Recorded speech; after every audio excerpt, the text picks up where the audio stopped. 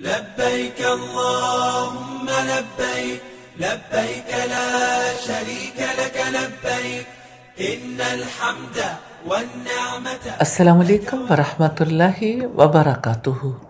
نحمدہ ونصلی علی رسولہ الکریم. اما بعد فاعوذ باللہ من الشیطان الرجیم. بسم اللہ الرحمن الرحیم. رب اشرح لی صدری ویسر لی امری واحلل عقدۃ من لسانی یفقہوا قولی. آج کا سیشن شاید سب سے زیادہ اہم ہے. سوال یہ پیدا ہوتا ہے کیوں؟ کیونکہ آج ہم بات کریں گے حج کے بعد کی زندگی کی. حج کرنا مشکل نہیں، لیکن حج کے بعد کی زندگی بدلنا یہ سب سے مشکل ہے، اور یہی اصل امتحان ہے. تو آج کا سوال، کیا حج آپ کو بدل دے گا؟ حج صرف ریچولز نہیں، ٹرانسفارمیشن کا نام ہے. The real test begins after return. سب سے پہلے ہم دیکھیں گے سائنس آف ایکسیپٹڈ حج، حج مبرور کی نشانیاں. پہلے سمجھنا ضروری ہے، حج مبرور یعنی نیکیوں سے بھرپور قبول شدہ حج کیا ہے. نبی کریم سے پوچھا کہ حج مبرور کی جزا کیا ہے. آپ نے فرمایا الحج المبرور لیس لہ جزاء الا الجنہ. حج مبرور کی جزا صرف جنت ہے. لیکن کیسے جانے کہ حج قبول ہوا؟ علماء نے کچھ نشانیاں بتائی ہیں. حج مبرور کی نشانیاں: حج کے بعد حالت پہلے سے بہتر ہو، دنیا کی محبت کم ہو، آخرت کی فکر زیادہ ہو، نماز میں خشوع آئے، لوگوں کے ساتھ سلوک بہتر ہو، گناہوں سے نفرت ہو، توبہ کی توفیق ملے. حسن بصری رحمہ اللہ فرماتے ہیں حج مبرور یہ ہے کہ بندہ دنیا سے بے رغبت ہو کر واپس آئے. لطائف المعارف کی روایت ہے، ابن رجب کی کتاب ہے. حج کے بعد پہلے 40 دن سب سے زیادہ اہم، سب سے زیادہ نازک ہے. سوال یہ پیدا ہوتا ہے کیوں؟ کیونکہ اس وقت آپ کا دل نرم ہے، ایمان تازہ ہے، لیکن شیطان جانتا ہے اگر آپ یہ 40 دن اچھے سے گزار گئے تو عادت بن جائے گی. پہلے 40 دن کی حکمت عملی ہے: ہر نماز وقت پر، روزانہ قرآن تھوڑا ہی صحیح، تہجد کی کوشش، ٹی وی فون کا استعمال کم کرنا، پرانی گناہ کی محفلوں سے دور رہنا، نیک صحبت تلاش کرنا، اور روزانہ ایک نیکی. 40 دن میں عادت بنتی ہے. اگر آپ نے یہ 40 دن اچھے سے گزارے تو انشاءاللہ زندگی بدل جائے گی. اب تیسری بات ہے اولڈ ہیبٹس کی. پرانی عادتیں واپس کھینچیں گی. تلخ سچائی ہے. پنجابی میں ایک عجیب سی بات کہی جاتی ہے کہ پہیاں عادتاں چھوٹ جان تے بلا جھوٹا ہو جائے. کہ جو راسخ شدہ عادتیں ہیں نا، وہ واپس کھینچتی ہیں. جو ڈراماز پہلے دیکھتی تھیں، دل کہے گا ایک ایپیسوڈ دیکھ لیں. جو فرینڈز غیبت کرتے تھے وہ فون کریں گے. یہی سب سے بڑا دھوکہ، ایک بار، صرف آج کا دھوکہ. شیطان یہی تو چاہتا ہے، پہلے ایک بار، پھر 2 بار، پھر پرانی زندگی.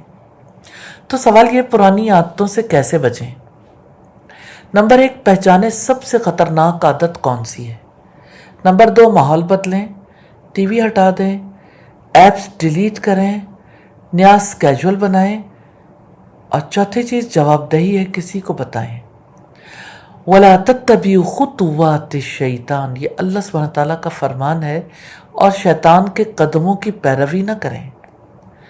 شیطان ایک بار میں نہیں لے جاتا، پہلے ایک قدم پھر دوسرا. آپ کو پہلے قدم پر ہی رکنا ہے.